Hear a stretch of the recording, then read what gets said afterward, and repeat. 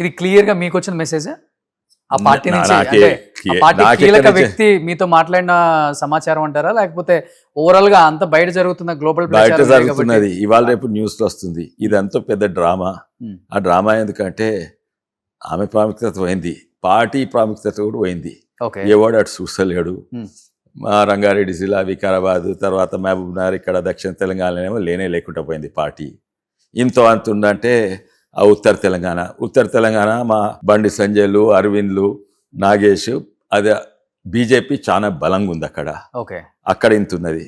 మళ్ళా ఇంకెక్కడ ఉంది పార్టీ అంటే టీఆర్ఎస్, బీఆర్ఎస్, ఖమ్మం, నల్గొండలో ఉంది. అక్కడ కాంగ్రెస్ స్ట్రాంగ్ ఉంది. ఇది అసలు స్థాయి దొరకలేదు, మెల్లగా మాయమవుతుంది. ఇప్పటివరకు మాయం కావాలి. అందరికి తెలంగాణ ప్రజలకి అందరికి తెలుసు, మీ 3 ఎకరాలు ఏమాయే, మీ దళిత బంధువులు ఏమాయే, మీ పీజీలు ఏమాయే, మీ కాళేశ్వరం ఏమాయే తెలుసు. తెలంగాణ ధనిక రాష్ట్రం అని అప్పుల పాలు చేసింది. అది ఒక black mark on Telangana history.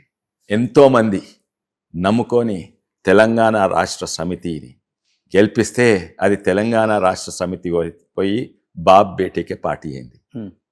ఎవరు నమ్ముతాడు? అందుకే దానికి లేకుంటే ఇప్పుడు కొంచెం న్యూస్ ఉండాలి, ఎవడు చూస్తలేడు అని అన్ని డ్రామాలు.